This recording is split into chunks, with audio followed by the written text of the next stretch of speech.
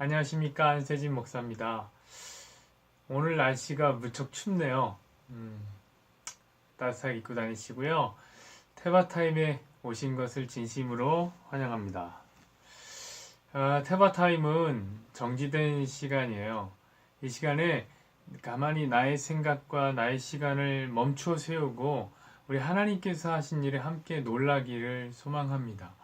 오늘 말씀은 로마서 말씀을 읽으려고 합니다. 로마서 11장 33절에서 36절의 말씀입니다. 제가 읽어드릴게요. 깊도다 하나님의 지혜와 지식의 풍성함이여 그의 판단을 헤아리지 못할 것이며 그의 길은 찾지 못할 것이로다. 누가 주의 마음을 알았느냐? 누가 그의 모사가 되었느냐? 누가 주께 먼저 드려서 갚으심을 받겠느냐? 이는 만물이 주에게서 나오고 주로 말미암고 주에게로 돌아감이라. 그에게 영광이 세세에 있을지어다. 아멘. 아멘. 아멘입니다. 오늘 이 말씀을 중심으로 하나님의 의한, 하나님을 위한 이란 제목으로 우리 함께 말씀을 나눠보기를 원합니다. 여러분, 한국교회에서 청년들이 떠나가고 있다고 사람들이 말합니다. 이유도 너무 다양해요. 31가지 이유, 33가지 이유, 50가지 이유, 101가지 이유, 수없이 많은 이름으로 책들이 출간되고 있어요. 앞에는 다 똑같아요. 이 한국교회에서 청년들이 떠나가고 있는 31가지 이유, 33가지 이유, 101가지 이런 거죠. 저는 더 많이도 만들 수 있을 거다라는 생각이 듭니다. 저는 목사지만 누군가가 저에게 익명의 내부 고발자 역할을 하라고 맡겨준다면 한 100가지 정도는 쉽게 말할 수 있을 것 같습니다. 썩 비판적인 사고나 개혁의 의지 이런 거 안 동원해도요. 교회에 가기 싫은 이유를 말하라면 많아요. 제가 하나만 얘기해 볼게요. 그런 건 여러분들과 되게 비슷해요. 그 이유가 뭐냐면 아침에 일어나기가 싫어서 그런 거예요. 그렇죠? 아침에 일어나기 참 싫죠. 분명 사람은 같아요. 그런데 왜 이 지난 저녁의 몸은 이 아침의 몸과 너무 다르잖아요. 침대에 촉수 같은 것이 있어서 저의 에너지를 막 이렇게 빨아들이고 있는 것 같습니다. 움직이기가 싫다고요. 더 정확히 얘기하자면 움직일 수가 없는 게 맞아요. 움직일 수가 없어요. 여러분들도 아마 그렇다고 생각합니다. 근데 가만히 한번 생각해 보십시오, 여러분. 그것이 오늘날의 문제입니까? 과거에는 그러면 안 그랬을까요? 여러분, 과거에 우리의 신앙의 선배들은 아침잠이 없어서 아침형 인간이라 그냥 일어나면 후다닥 이렇게 교회로 뛰어갔겠냐고요. 제 생각엔 그들도 힘들었을 거다라는 생각이 들어요. 자, 제가 이렇게 얘기하면 아마 이렇게 말씀하시는 분들이 있을 겁니다. 아니, 목사님, 그런 얘기를 하는 게 아니라니까요, 목사님. 오늘날 청년들이 교회에 나가지 않는 이유는 그거보다 훨씬 더 복잡한 이유고 훨씬 더 중요한 이유라니까요. 왜 안 나오냐면은 배타적인 기독교 때문에 안 나오는 거예요. 배타적인 기독교 미워요. 말씀과 삶이 분리되는 거 이런 것 때문에 안 나오는 거예요. 말씀과 삶이 분리되는 거 이거 안 좋아요. 현실과 관계없는 상관없는 말씀 선포 그러니까 설교 딱 듣기 싫잖아요. 사랑이 없는 성도들의 모습, 과학과 신앙의 대립구도, 구체적인 체험이 없는 것 등의 이유 때문이라니까요. 이렇게 말한다고요. 그렇습니다. 제가 듣고 싶었던 문제들이 바로 그런 것들이에요, 여러분. 그럼 여러분에게 묻겠습니다. 그런 문제들이 오늘날만의 문제겠냐고요. 그럼 제가 지금까지 말했던 그러한 문제들은 이전에는 없었던 문제가 오늘날 갑자기 대두된 것이란 말입니까? 여러분 생각해 보십시오. 언제 기독교가 배타적인 진리를 선포하지 않은 적이 있나요? 그러면 진리가 다양하다고 막 전해야 됩니까, 여러분? 저기 불교 가서 믿어도 되고요. 이슬람교 가도 되고요. 막 이렇게 얘기해야 되는 거예요, 여러분? 말씀과 삶의 분리 때문에 이거 힘듭니까, 여러분? 여러분, 이거 오늘날만의 문제가 아니에요. 우리 이미 구약 시대 때 성도들이 다 말씀과 삶이 분리돼서 살았었어요. 현실과 상관없는 말씀 때문에 그렇게 귀 기울이기가 힘듭니까, 여러분? 근데 어떡합니까? 중세 시대 때는 말씀이 라틴어로 설교가 됐습니다. 여러분, 이런 것들이 옳다는 게 아니라요. 이런 것들이 추구할 만한 점이 아니라요. 이런 것들이 과연 오늘날만의 문제가 아니라라는 거죠. 그러면 도대체 뭐가 문제죠? 여러분, 문제는 문제 자체에 있는 게 아니라 사람들의 반응에 있다고 저는 생각합니다. 흔히 이런 문제들이 있으면 사람들이 말해요. 큰일 났어요. 청년들이 자꾸 교회를 빠져나가네. 이거 어떻게 하죠? 우리 대책을 세워야 된다니까요. 어떻게 하면 좋죠? 막 이렇게 하면서 만들어낸 대안들이 수도 없이 쏟아지는데 제가 그런 것들 중에 8가지를 소개해 주려고 그래요. 청년들이 교회를 빠져나가지 않게 하는 대안 8가지 이유. 첫 번째 뭐냐면 대책이죠. 신세대의 가치관과 라이프 스타일을 이해하자라는 거예요. 여러분, 근데 조금 어려울 것 같아요. 왜냐면은 저도 이 5년 전만 해도 신세대였거든요. 미안합니다. 한 10년 전만 해도 신세대였는데요. 지금은 중년 소리를 듣는단 말이죠. 중년. 신세대가 맨날 바뀌잖아요. 두 번째, 개교의 청년부의 사역 현황과 문제점에 대해서 좀 더 현실적으로 다가가자라는 건데요. 여러분, 이거는 개교회의 문제잖아요. 그럼 개교별로 다 다른 얘기를 하는 거예요. 여러분, 진짜 심각한 문제는 뭐냐면은 개교회가 너무 많다는 거예요. 한국 교회가 얼마나 많은지 아십니까, 여러분? 여러분, 이게 한국 교회의 숫자예요. 7만 개가 넘어요. 발디딘 팀도 없어요, 여러분.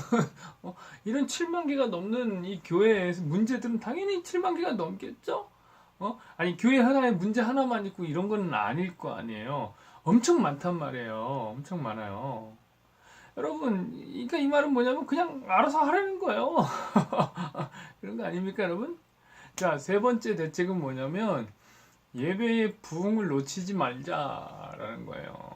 진짜 이 좋은 건 또 다 갖다가 씁니다. 또 너무 원론적인 얘기예요. 자, 네 번째 뭐냐면 청년들을 위한 양육과 훈련 프로그램의 재정립이 필요하다라는 거예요. 그래서 저는 묻고 싶어요. 여러분, 아직 부족합니까? 훈련 프로그램이? 지금도 교회에서 얼마나 많이들 받고 있어요. 저만 해도 훈련 프로그램 많이 받았단 말이에요. 자, 다섯 번째, 직장 선교의 중요성을 알고 투자하자. 압류. 얼마나 중요한데요. 근데 물어보고 싶습니다. 얼마나 투자할 수 있어요? 얼마 낼 수 있어요? 작은 교회에서는 꿈도 못 꾸는 이야기들이죠. 자, 여섯 번째는 청년부의 지도력과 조직의 갱신이 필요하다는 거예요. 이거 뭐 싹 다 뒤집어 엎자라는 얘기죠. 자, 일곱 번째는 전문 청년 사역자 및 연구 인력의 육성이 필요하다라는 거예요. 네, 제 생각에 오늘날의 한국교회의 전문가가 넘쳐납니다. 다 전문가예요. 다 전문. 저만 빼고 다 전문가예요. 자, 여덟 번째는 인적 자원 개발과 미래 지도자 양성을 위해 더 깊이 연대하고 뜻을 모으자라는 거죠. 이 말을 들으면 좀 재밌어요, 여러분. 그러면 지금까지 청년들이 교회를 떠난 이유가 뜻이 모자랐기 때문에 그런 건가요? 아니요, 뜻은, 의지는 넘쳤는데 그런 거예요. 자, 이상의 8가지 방법은 여러분, 청년들이 교회를 떠나는 31가지 이유라는 책에 나오는 대안들이에요. 자, 이렇게 하면 청년들이, 집 나갔던 청년들이, 전원 냄새를 맡고 들어오는 며느리처럼 다시 교회로 돌아온다는 것이죠. 여러분, 문제는 저는 바로 여기에 있다고 생각해요. 여러분, 교회가 오늘날 이렇게 자꾸 무언가를 하려고 하는 거예요. 교회는 적용에 아주 뿌리 깊게 물들어 있습니다.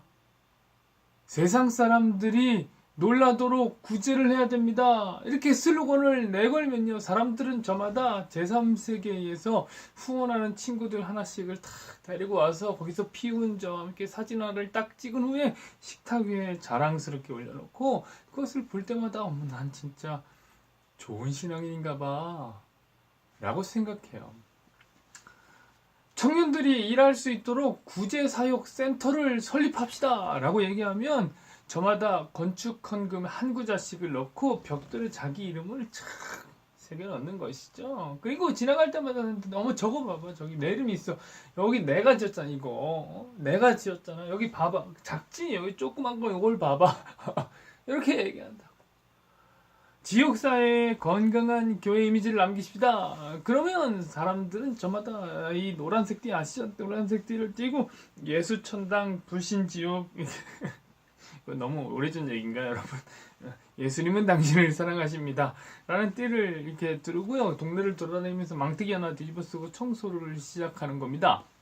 자, 이때 중요한 것은 예쁘게 하고 나가야 되는 거예요. 이 풀매를 안 하고 나가면 교회 이미지에 해악을 미치기 때문에 그런 것이죠. 자, 여러분. 이렇게 하면 청년들이 몰려온다고 얘기해요. 진짜 몰려올까요? 네, 여러분. 몰려올 수 있습니다. 아니, 몰려옵니다. 자, 그렇다면 질문해 봅시다. 그 청년들은 도대체 왜 몰려올까요? 여러분, 잘 들으십시오. 오늘날 청년들이 그런 착한 일에 매력을 느끼기 때문에 그렇습니다. 얼마 전에 서울시 국정감사에서 사회적 경제라는 단어가 아주 뜨거운 감자였습니다. 서울시 교육에서는요, 오늘날에 사회적 경제를 학생들에게 가르치고 있습니다. 여러분, 이는 어떤 누군가의 생각처럼 박원순 시장이 왼쪽으로 해야 되는 좌빨이라든지 주사파이기 때문에 그런 것은 아닙니다. 사회적 경제라는 말 자체가 오늘날의 이 세계 사회의 주요 흐름이기 때문에 그런 거예요. 여러분, 예전만 해도요, 이 부를 독식하는 부자들이 많았는데, 여러분, 부를 독식하는 부자가 되는 것은 21세기에는 바른 인간관이 아닙니다. 사회 안에서 돈을 벌었다면 환원하는 것이 당연지사가 된 시대예요. 여러분, 그런데 20세기만 해도 그렇지가 않았다고요. 여러분, 우리나라만 해도요, 한강의 기적을 겪어내기 전에는 아주 무척 가난했잖아요. 하루 벌어 하루 먹던 시대가 있었습니다. 여러분, 저희 부모님 때만 해도 나이도 그렇게 안 많으세요. 그런데 보릿고개 레퍼토리를 했다니까요. 그러면서 야 이놈들아, 내가 보릿고개 넘어갈 때는 그냥 못 먹고 못 살아서 막 거칠게 변을 이런 얘기는 식사하실지도 모르니까 안 하겠습니다. 자식들에게 그렇게 감사를 가르쳤습니다. 당연히 그 당시에는 돈을 버는 것이 최고의 가치였다고요. 자, 오늘날 청년들에게 여러분, 교회에서 가르치는 기복신앙을 한번 가르쳐 보십시오. 그러면 치를 떱니다. 그리고 어디서 주었는지 모르는데 기복신앙은 나쁜 거예요. 막 이렇게 나쁜 거예요. 막 이렇게 비판한다고요. 여러분, 그럼 한번 잘 생각해 봅시다. 왜 오늘날의 교회는 우리가 싫어하는, 청년들이 싫어하는 기복신앙을 가르쳤을까요? 그것은 20세기에선 돈, 그것을 사람들이 중요하다고 생각했기 때문이에요. 가난에 지쳐있는 사람들이 하나님께 구하면 돈을 주신다는 이야기에 매력을 느끼는 것은 어쩜 너무나 당연한 거예요. 여러분, 교계의 어르신들 같이 나이 많으신 목사님들은 저 같은 젊은 목사들을 보면 이렇게 이야기합니다. 에이, 불쌍한 놈들아. 우리 때는 그냥 교회 간판만 나면 사람들이 막 버글버글 몰려들었습니다. 너희는 때를 잘못 만나서 그렇다. 여러분, 그렇습니다.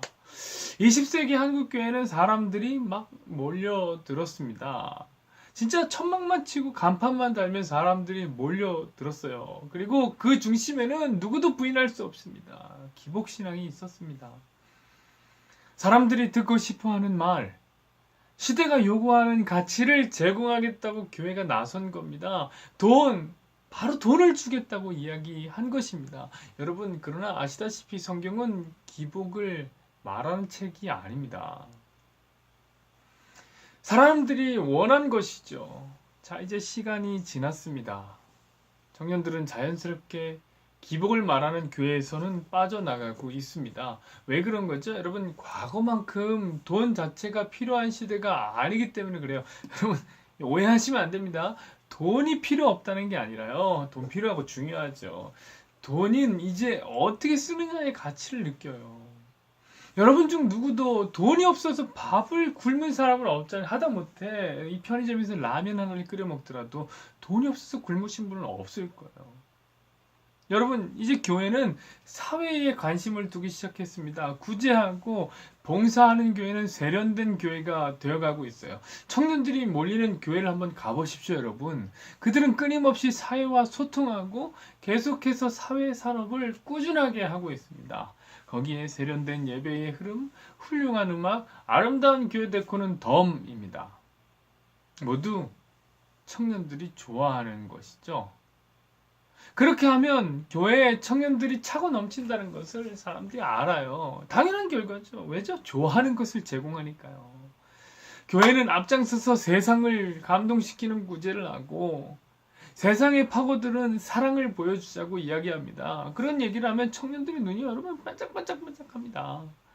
그들은 그렇게 말하는 교회의 선봉에 서서 달려가길 원해요. 왜 그런 것이죠, 여러분? 그것이 오늘날 가치 있는 사람이기 때문에 그래요. 여러분, 그러나 속지 마시길 바랍니다.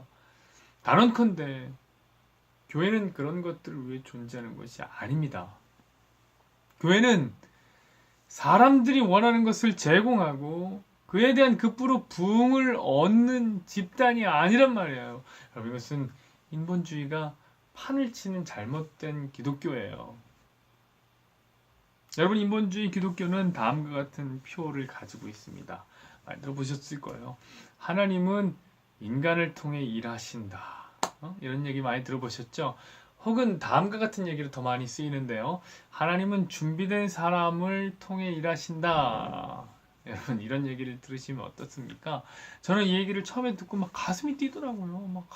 하나님의 손에 한번 붙잡혀갖고 진짜 멋있게 느려지는 사람이 되고 싶다. 진짜 이런 생각 많이 했다니까요. 여러분, 그런 생각 안 해보셨나요? 여러분, 그렇다면 생각해 보세요.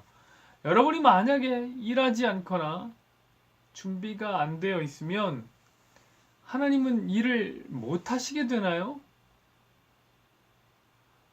더 극단적으로 한번 얘기해 볼까요? 여러분, 성도가 하나도 없는 저 이슬람 국가에서 한번 생각해 보십시오. 그곳에서 하나님은 실업자입니까? 여러분, 아니잖아요. 우리 하나님은 전지전능하신 분이에요. 그분은 우리의 도움을 1도 필요로 하지 않으시는 분이라고요.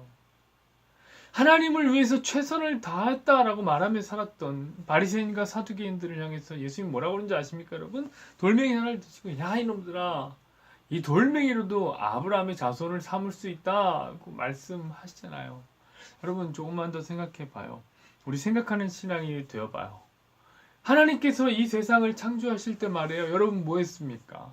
누가 팔을 걷어붙이고 말이에요. 그분의 일에 한번 거들었단 말이에요. 여러분, 마른 막대기 같았던 아브라함에게 독자 이삭을 하나님 주셨을 때 누가 준비된 일꾼이었어요? 아브라함입니까? 사라입니까? 하갈입니까?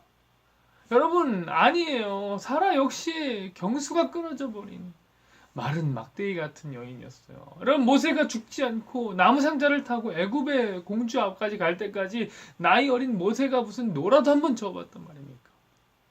여러분, 홍해가 갈라질 때 말이에요. 하나님께서는 인간들에게 어떤 부탁을 하셨습니까? 얘들아, 열심히 선풍기라도 좀 돌려라. 드라이기를 확 좀 이렇게 좀 해라.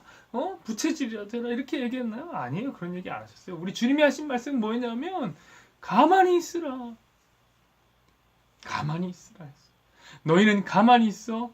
오늘날 하나님이 행하시는 구원을 지켜봐라. 여러분, 이것이 기독교입니다.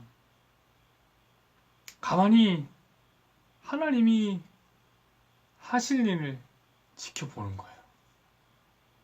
제가 무엇보다 확실한 것을 말씀드릴게요. 그것은 우리 주님이 지신 십자가와 부활입니다. 여러분, 예수님이 십자가를 지실 때 여러분 무엇 하셨나요? 예수님이 십자가에 못이 박혀서 우리의 죄를 대신 지고 죽으실 때 여러분을 무엇 하셨습니까? 저는 시대의 동향을 읽고 제자 훈련을 받았습니다. 그때 제가 초청주의를 위해서 교회를 데코하고 아름답게 꾸몄다니까 여러분 이렇게 말할 수 있나요? 여러분 그냥 가만히 있었잖아요. 아니 오히려 우리 열심히 예수님을 십자가에 못 박는데 열심이지 않았습니까? 여러분 더 나가서 예수님이 부활하실 때에 여러분은 무엇을 하셨나요? 예수님께 심폐소생술이라도 하신 분이 계신가요? 여러분 모두가 그분의 죽음 앞에 죽음보다 더 깊은 절망에 빠졌습니다. 그런데 예수님께서 스스로 죽음을 물리치시고 일어나는 거예요. 누구도 그분을 일으킨 적 없어요. 중보기도 한 사람 없어요. 여러분 하나님은 그때는 맞고 지금은 틀린 분이 아니라고요. 하나님은 그때나 지금이나 똑같이 홀로 역사하십니다. 우리가 그 사이에 끼어들 틈이 없습니다. 여러분 그렇기 때문에 모든 영광을 하나님이 홀로 받으시는 겁니다. 아니 막말로 생각해 보십시오. 만약에 우리가 이만큼이라도 거두는 것이 좀 있다면 하나님께서 영광을 받으실 때 저희도 이만큼의 영광은 좀 받아야 되잖아요. 인간적으로. 그런데 여러분 주님은 인간과 영광을 나누어 갖지 않겠다고 말씀하셨다니까요. 그분이 홀로 다 하셨다는 증거입니다. 사랑하는 여러분, 우리는 인본주의에 물든 부족한 기독교를 벗어버려야 해요. 인간이 무언가를 해야만 교회가 성장하고 교회가 부흥한다는 생각을 부숴버려야 합니다. 여러분 교회는 그저 하나님의 말씀을 듣고 그분이 하신 일 앞에 놀라는 사람들의 모임이에요. 그리고 그에 대한 반응으로 하나님을 사랑하고 이웃을 사랑하고 품어 안는 집단이 바로 교회입니다. 그 일을 하면 그게 전부예요. 그게 전부예요. 여러분 그럴 때 교회가 수적으로 부흥을 합니까? 아 좋아요 할렐루야요. 근데 교회가 줄어듭니까? 그러면 하나님께 원망합니까? 청년들이 모이는 교회가 되면 와 하나님이 일하셨다. 청년들이 떠나면 하나님 어디 계시? 여러분 이러실 겁니까? 여러분 그것은 우리가 하는 일이 아니에요. 하나님이 하실 일이에요. 자 우리 처음으로 한번 돌아가 봅시다. 청년들이 교회를 떠나고 있어요. 이것이 도대체 무슨 문제죠? 뭐가 문제죠? 왜 청년들이 교회를 떠나면 안 되죠? 그럼 할머니들은 떠나도 됩니까? 할아버지들은 떠나도 됩니까? 그런 얘기가 아니잖아요, 여러분. 본문을 한번 보세요. 오늘이 본문이 속해져 있는 로마서 11장은 유대인들과 이방인들에 대한 이야기가 나와요. 여러분, 유대인들은 선민 사상으로 가득 차 있었습니다. 이것은 나쁜 것이죠. 하나님의 생각과 완전히 다른 그들만의 기대였기 때문에 제가 나쁜 거라 표현했습니다. 자, 그런 유대인들이 그들의 죄악 때문에 잠시 하나님께 버려지는 듯한 실패를 경험합니다. 그를 통해 구원의 문이 어디로 열리죠? 이방인에게까지 열립니다. 자, 이런 장면을 보면 우리는 어떻게 생각하는지 알아요? 이렇게 생각해. 으이그 이 바보 유대인들아. 이 빨리 죄악의 자리를 털고 일어나서 하나님의 구원의 자리로 가야지. 너희들 지금 촛대가 너희들에게서 옮겨졌잖아. 그러지 않아야 돼. 라는 요한계시록의 문장까지 빌려서 지금부터 너희는 똑바로 들어라. 너희는 지금 의복을 정결하게 하고 기도해야 돼. 안 되면은 금식 기도하고 40일 새벽 기도해야 된단 말이야. 야복강에 간 기도를 해야 된단 말이야. 여러분 이렇게 무언가를 하라고 말한다고요. 그러나 여러분 우리 하나님은 이 순간에도 일하시고 계셔요. 이스라엘의 실패가 하나님의 실패가 아니란 말입니다. 하나님은 이스라엘의 실패까지도 선용하셔서 자기 백성들을 찾고 계세요. 11절을 한번 보세요. 11장 11절. 그러므로 내가 말하노니 그들이 넘어지기까지 실족하였느냐? 그럴 수 없느니라. 그들이 넘어짐으로 구원이 이방인에게 이르러 이스라엘로 시기나게 함이니라. 여러분 지금 하나님은 이스라엘의 시기라는 아주 못된 감정까지도 선용하셔서 바로 하나님의 역사를 만들어가고 계시는 거예요. 거기서 멈추지 않고 하나님은 이스라엘의 실패를 통해서 어떻게 합니까? 부요함까지 만들고 계십니다. 대단하시지 않나요? 12절을 보시겠습니까? 저희의 넘어짐이 세상의 부요함이 되며 저희의 실패가 이방인의 부요함이 되거든. 여러분 분명히 말씀드립니다. 하나님은 일하십니다. 이 세상을 하나님이 만들어 지으시고 손 탁 놓고 멀뚱멀뚱 지켜보시는 힘없는 노인네가 아니란 말씀이시죠. 지금도 살아계신 하나님은 이 세상을 통치하고 계십니다. 우리가 하나님의 말씀을 제대로 전하고 있는데 청년들이 빠져나갑니까? 제대로 전하는데 빠져나갑니까? 그것이 왜 하나님의 통치 가운데 있는 사실임을 믿지 못합니까? 왜 자꾸 청년들이 원하고 성도들이 원하는 가치를 만들어내려고 했습니까? 그 속마음에 숫자가 주는 게 싫은 거겠죠. 내 마음대로 안 움직이시는 하나님이 하나님의 통치로 나를 다스리는 게 싫은 거겠죠. 여러분, 인간이 통치자의 자리에 올라서 그래요. 여러분, 이렇게 인간이 스스로 통치하는 나라가 바로 인간에 의한, 인간을 위한 인본주의가 판을 치는 이 세상입니다. 그리고 이 인본주의는 기독교 안에도 스멀스멀 스며 들어왔습니다. 그러나 여러분, 결코 기독교는 인본주의가 아닙니다. 유물론자였던 포에르바하라는 사람은 신을 다음과 같이 말했습니다. 신은 인간 욕망의 투사이다. 저는 유물론자가 아니죠. 그러나 이 말에 무척 공감합니다. 그 신이 말이에요. 인본주의에 의해서 만들어진 신이라면 말입니다. 그러니까 인간의 필요에 의해서 만들어진 신, 그리고 종교라면요. 인간에 의해, 인간의 열심의 적용과 노력에 의해서 만들어진 종교와 신이라면요. 인간을 위해, 인간의 구원을 위해서 만들어진 종교와 신이라면 그것이 기독교의 탈을 쓰고 그 신의 이름을 하나님이라 부른다 할지라도 여러분, 그것은 모두 인간 욕망이 만들어낸 종교이고 그 종교의 신은 만물의 제일원인 하나님이 아니에요. 바로 나라는 인간입니다. 결론을 맺죠, 여러분. 오늘 본문을 한번 보십시다. 그럼 뭐 다른 말이 필요합니까? 저는 이 말밖에 안 나와요. 뭔 말이냐면 하나님이 하셨네요. 야, 하나님이 다 하셨네요. 라는 거죠. 이는 만물이 주에게서 나오고 주로 말미암고 주에게로 돌아감이라. 그에게 영광이 세세에 있으리로다. 아멘. 여러분, 누가 그분을 위해 일한다고 할 수 있겠습니까? 누가 그분의 일에 조금이나마 조언을 드릴 수 있단 말입니까? 모든 일이 하나님의 필요에 의해서 시작되고 하나님의 열심으로 진행되고 하나님을 위해 완성될 것입니다. 우리는 그저 그분이 하신 일을 보고 그냥 놀라면서 야, 하나님이 하셨네요. 하나님은 대단하세요. 하나님 위대하세요. 이렇게 하나님을 찬양하면 돼요. 그것이 교회가 할 전부입니다. 여러분, 우리 교회가 이름이 왜 테바인 줄 아십니까? 이 테바는 노아가 만든 방주의 히브리 원어예요. 그럼 방주라고 하면은 우리 머릿속에는 하나 움직이는 그림이 있을 거예요. 그것은 앞쪽에 이 뾰족한 선수가 있잖아요. 그리고 선수 아래에는 키가 있어서 방향을 조정하는 거죠. 자, 뒤쪽 선미에는 동력 장치가 있어요. 위쪽이 갑판에는 돛이라는 게 있어서 한 점 이 신천과 이 바람만 있으면 어디든지 갈 수 있을 것 같습니다. 자, 그러다가 멋있는 경관을 발견하거나 이 물고기가 많아 보이는 이 스팟을 발견하면 언제든지 잠시 설 수 있도록 준비된 뭐가 있죠? 닻이라는 것도 생각나겠죠? 여러분, 그러나 그것은 성경에서 말하는 방주 테바가 아닙니다. 성경이 말하는 테바를 조금 더 잘 이해할 수 있는 것은 사실 노아의 방주보다는 모세의 갈대상자가 더 좋아요. 갈대상자, 이 말 역시 테바라는 말을 번역한 말입니다.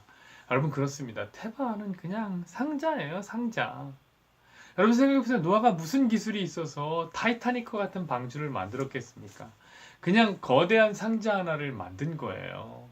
이 거대한 상자는요, 스스로 방향을 설정하고 선택할 수 있는 키가 없어요. 스스로 동력을 얻을 수 있는 이 가판이 도대체 없어요. 당연히 야마하 모터 같은 거, 모터 엔진은 기대 못합니다.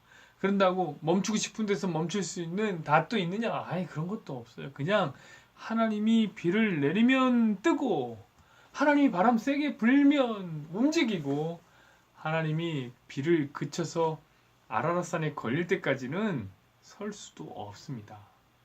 말 그대로 하나님에 의해 둥둥 떠다니는 상자, 하나님의 통치 아래만 머무르는 교회가 바로 테바인 것입니다. 그러니까 하나님에 의한, 하나님을 위한 신본주의적 교회 말입니다.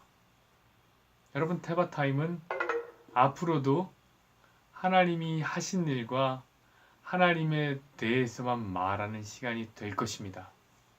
그리고 그 하나님만을 기대하는 우리가 바로 테바입니다.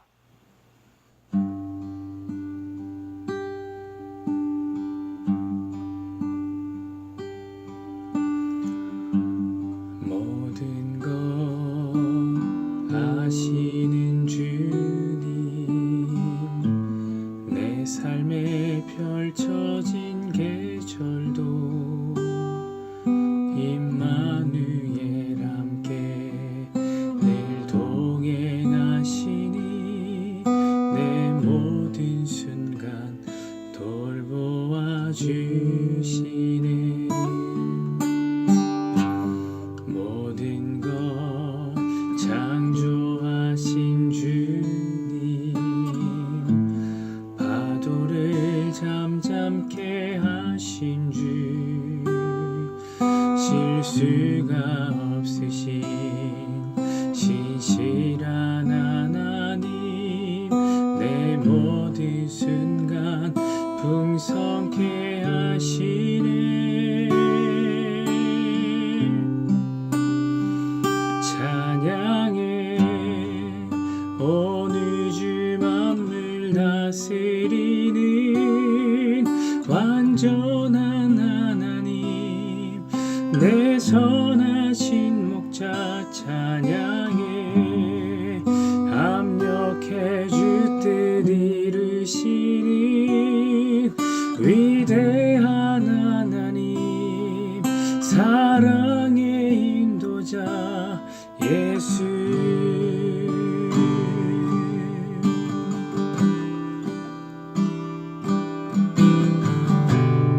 모든 것 아시는 주님,